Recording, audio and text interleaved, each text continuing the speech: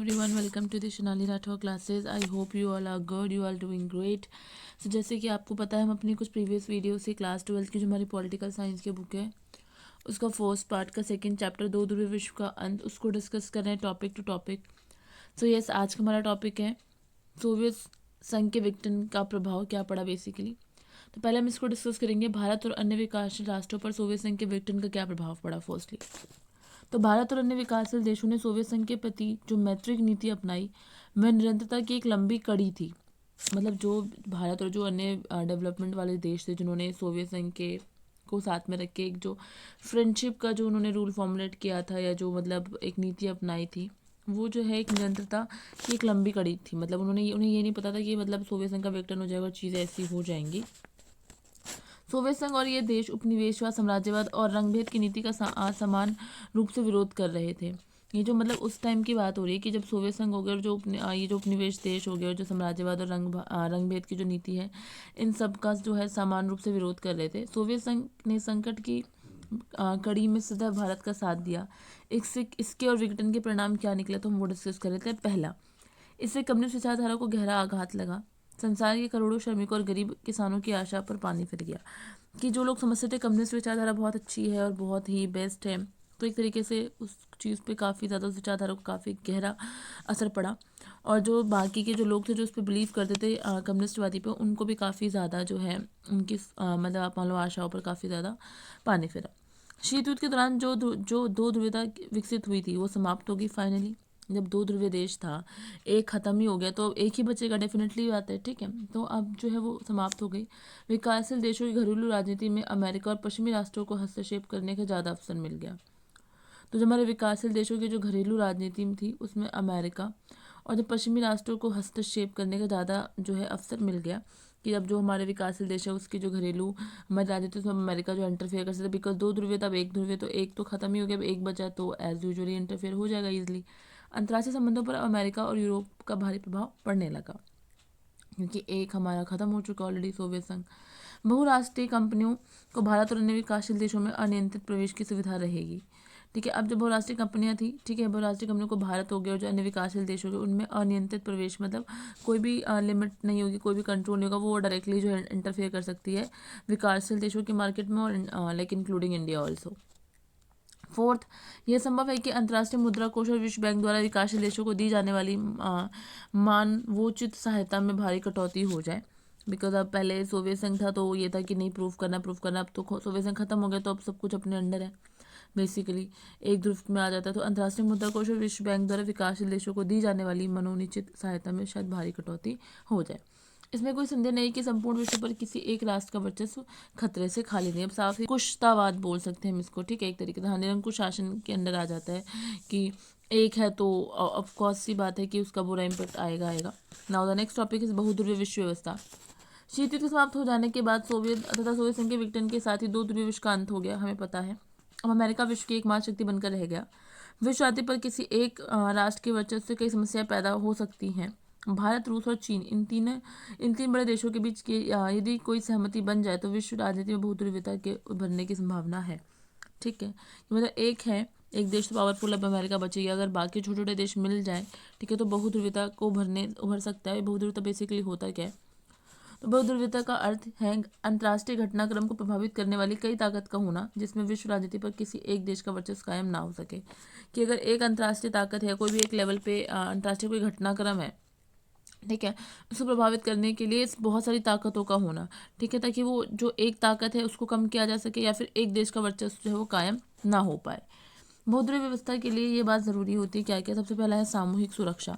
इसका अर्थ है कि यदि किसी भी देश पर हमला हो तो सभी राज्य मिलकर शांति भंग करने वाले राज्य के विरुद्ध कार्यवाही करेंगे. अगर एक पे हमला होता है तो अकेले अमेरिका या नाटो संगठन में शामिल देश ही सैनिक कार्यवाही नहीं करेंगे.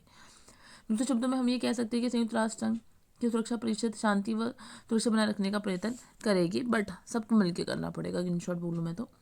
अब द सेकंड है वो है हमारा क्षेत्रीय ताकतों और क्षेत्रीय संगठनों का ज़्यादा मान्यता मिले. क्षेत्रीय संगठनों यूरोप संघ और आसियान जैसे संघों को चाहिए कि वे उस क्षेत्र में स्थित राज्यों के बीच पैदा होने वाली सभी विवादों का समाधान कर सके. और मतलब एक नॉर्मल लेवल पे अपने आप को खुद को डेवलप कर सके, खुद के जो हमारा एक तरीके से मैं बोलूँ कि ऑर्गेनाइजेशन उसको डेवलप कर सकें। तो इसके लिए क्षेत्रीय ताकत और क्षेत्रीय संगठनों को ज़्यादा मान्यता मिलनी इम्पॉर्टेंट है। थर्ड, बातचीत और शांति वार्ता द्वारा संघर्षों का समाधान। अंतर्राष्ट्रीय संघर्षों का समाधान शांति वार्ता द्वारा किया जाए। मतलब कुछ भी टॉपिक हो इंटरनेशनल लेवल पे या पीसफुली जो हमारा नेगोशिएशन है वो नॉर्मली हो, हर पक्ष एक दूसरे मत को आदर करे ताकि वार्तालाप द्वारा कोई समझौता हो सके। मतलब अगर आपके कोई ओपिनियन है तो हर एक दूसरे के ओपिनियन की रिस्पेक्ट करो ताकि उसका कोई अगर डिस्कशन है या कोई भी आर्गूमेंट है तो उसका फाइनल एक डिसीजन निकल पाए। ठीक है, आप मत आदर के ताकि वार्तालाप द्वारा कोई समझौता हो सके, कि जो अगर आप डिस्कशन करते हैं जो भी हमारा ग्रुप डिस्कशन था उससे कोई फाइनली कोई ना कोई जो है रिजल्ट निकले। Now the fourth point is स्वतंत्र विदेशी नीति। हर राष्ट्र का यह अधिकार है अन्य राष्ट्रों के संबंध में वे अपने स्वयं नीति निर्धारित कर सके। कि मतलब हर एक राष्ट्र का अधिकार है कि अगर वो किसी और से बिजनेस करना चाह रहा है तो उसकी खुद की जो है वेल डिज़ाइन जो आप बोल सकते हो प्लानिंग हो, ठीक है, खुद की, तो यह है स्वतंत्र विदेशी नीति। नाउ द फिफ्थ पॉइंट संयुक्त राष्ट्र संघ और सुरक्षा परिषद को शक्ति संपन्न बनाया जाए। अंतर्राष्ट्रीय शांति और सुरक्षा को कायम रखने के लिए क्या किया जाए? संयुक्त राष्ट्र संघ की महासभा जो फैसला करे अथवा सुरक्षा परिषद जो कार्यवाही करे, सभी सदस्य देश उसकी पुष्टि करे। साथ ही यह भी जरूरी है कि सुरक्षा परिषद को लोकतांत्रिक बनाया जाए। ये जो सुरक्षा परिषद है या जो यूएनओ है, ठीक है, तो वो मतलब उसके ऊपर किसी का बस ना चले या वो अपने ऊपर किसी को हावी ना होने दे, वो इंडिपेंडेंटली वर्क करे, ये चीज़ बहुत ज़रूरी है। ठीक है, तो ये था हमारा बहुध्रुवीय विश्व व्यवस्था क्या थी हमारी, और बहुध्रुवीय विश्व व्यवस्था को मतलब किस तरीके से हम डेवलप कर सकते हैं, और जो सोवियत संघ के विघटन का प्रभाव किस तरीके से भारत और अन्य विकासशील देशों पर सोवियत संघ के विघटन का प्रभाव पड़ा। मध्य एशिया राज्य और बाल्कन क्षेत्र, ये जो हमारा एक न्यूली एड टॉपिक है जिसको हम आज डिस्कस कर रहे हैं। तो मध्य एशिया में तजाकिस्तान 10 वर्षों यानी 2001 तक गृहयुद्ध की चपेट में रहा। अगर मैं बात करूं तो मध्य एशिया में जो हमारा देश था तजाकिस्तान, वो लाइक 10 ईयर से जो है यानी 2001 तक गृहयुद्ध की चपेट में रहा अच्छी तरीके से। इस पूरे क्षेत्र में कई सांप्रदायिक संघर्ष चल रहे हैं, मतलब सांप्रदायिक लेवल पर बहुत सारी कन्फ्लिक्ट्स और संघर्ष चल रहे हैं। अजरबैजान का एक प्रांत नगरनो कराबाख है। जो अजरबैजान का हमारा जो एक प्रांत है वो जो है हमारा नगरनो कराबाख है। यहाँ के कुछ स्थानीय अर्मेनियाई अलग होकर अर्मेनिया से मिलना चाहते हैं। अजरबैजान में कुछ मतलब लाइक अजरबैजान, अगर मैं वैसे बताऊँ तो अजरबैजान में कुछ अर्मेनियाई लोग हैं जो अजरबैजान से अलग होकर दोबारा से अर्मेनिया में मिलना चाहते हैं। एंड जॉर्जिया में 2 प्रांत स्वतंत्रता चाहते हैं और गृहयुद्ध लड़ रहे हैं। मतलब मध्य एशिया में जो अलग अलग देश हैं वो आपस में ही उनके अंदर कुछ ना कुछ संघर्ष चल रहा है, कुछ ना कुछ चीज़ें चल रही हैं। लाइक यूक्रेन, किर्गिस्तान और जॉर्जिया में मौजूद शासन को उखाड़ फेंकने के लिए आंदोलन चल रहे हैं कि जो अलग अलग यहाँ पे जो मतलब शासन चल रहा है उसको हटाना है हमें। कई देश और प्रांत नदी जल के सवाल पर आपस में भिड़े हुए हैं। इन सारी बातों की वजह से अस्थिरता का माहौल है और आम नागरिक का जीवन दुर्भर हो गया है। मतलब ये जो नॉर्मल से टॉपिक है इस पर जो इतना लंबा कन्फ्लिक्ट चल रहा है, मतलब जो भी डिस्कशन या संघर्ष चल रहा है उससे जो नॉर्मल पीपल्स की लाइफ वो कहीं ना कहीं इफेक्ट हो रही है। अगर इन शॉर्ट हम बात करें, मध्य एशियाई गणराज्य में हाइड्रोकार्बनिक संसाधनों का विशाल भंडार है। अगर देखा जाए तो मध्य एशियाई गणराज्य में अगर हम बात करें तो हाइड्रोकार्बनिक यानी पेट्रोलियम संसाधनों का अच्छा खासा विशाल भंडार है। इसमें इन गणराज्यों को आर्थिक लाभ हुआ है, लेकिन इसी कारण से यह क्षेत्र भारी ताकतों और तेल कंपनियों को आपसी प्रतिस्पर्धा का अखाड़ा भी बन चला है। देखा जाए तो यहाँ पे जो हमारा हाइड्रोकार्बनिक है, जो पेट्रोलियम संसाधनों का जो विशाल भंडार है, उससे यहाँ के गणराज्यों को तो काफ़ी प्रॉफिट हुआ, आर्थिक लाभ हुआ है। लेकिन इस वजह से हुआ क्या है कि ये क्षेत्र जो है बाहरी ताकतों और तेल कंपनियों की आपसी जो प्रतिस्पर्धा है, जो कंपटीशन है, उसका अखाड़ा बन चुका है या बन चला है ना। ये क्षेत्र रूस, चीन और अफगानिस्तान से सटा है तथा पश्चिम एशिया के काफ़ी नज़दीक है। जो मध्य एशिया वाले एरिया की हम बात करें तो ये बेसिकली जो है क्षेत्र जो है रूस, चीन और अफगानिस्तान से बिल्कुल चिपका हुआ है, काफ़ी अटैच है, पश्चिम एशिया से काफ़ी नज़दीक है। हाँ जी। 11 सितंबर 2001 की घटना के बाद अमेरिका जो है इस क्षेत्र में ठिकाना बनाना चाहता है। देखा जाए तो मतलब काफ़ी अच्छा पेट्रोलियम है यहाँ पे, पेट्रोलियम संसाधन है, तो क्यों ना इसको अपने अंडर लिया जाए।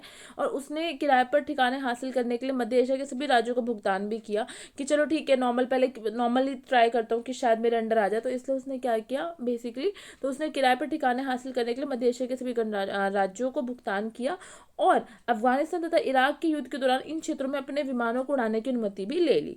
रूस इन राज्यों को अपने निकटवर्ती विदेश मानता है और उसका मानना है कि इन राज्यों को रूस के प्रभाव में रहना चाहिए। अब रूस ये कहता है कि ये जो है मेरे नियर बाय हैं, तो मेरे विदेश है, तो इनको मेरे अंडर रहना चाहिए। रूस का मानना ये है, बेसिकली रूस का मानना ये था हमारा। एंड इसके बाद जो है हमारा जो मतलब मेन कंसर्न जो ये था कि इन राज्यों को रूस के प्रभाव में रहना चाहिए और खनिज तेल जैसे संसाधनों की मौजूदगी के कारण चीन के हित भी इससे जुड़े हुए देखा जाए। तो चीन भी कहीं ना कहीं सोचता है कि यार अच्छे खासे पेट्रोल है, संसाधन है, खनिज संसाधन, तो क्यों ना क्यों मैं भी ट्राई कर लूँ एक तरीके से अपने अंडर लाने का, अगर आ जाए तो वेल एंड गुड है। ठीक है, तो और चीनियों ने सीमावर्ती क्षेत्रों में आकर व्यापार करना शुरू भी कर दिया, जो मतलब बॉर्डर का एरिया वहाँ पे आके उन्होंने मतलब बिजनेस करना भी शुरू कर दिया कि चलो ऐसे ना सही तो इस तरीके से हमारे अंडर राज्य में भी। तो पूर्वी यूरोप में चेकोस्लोवाकिया शांतिपूर्वक दो भागों में बट गया है। चेक और स्लोवाकिया नाम के दो देश बन गए, लेकिन सबसे गहन संघर्ष जो है वो बाल्कन क्षेत्रीय गणराज्य यूगोस्लाविया में हुआ।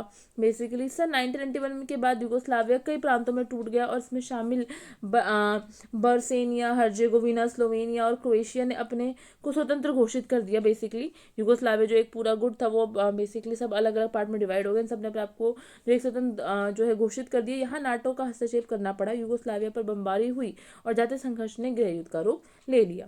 तो बेसिकली ये था हमारा न्यू टॉपिक मध्य एशिया राज्य और बाल्कन क्षेत्र।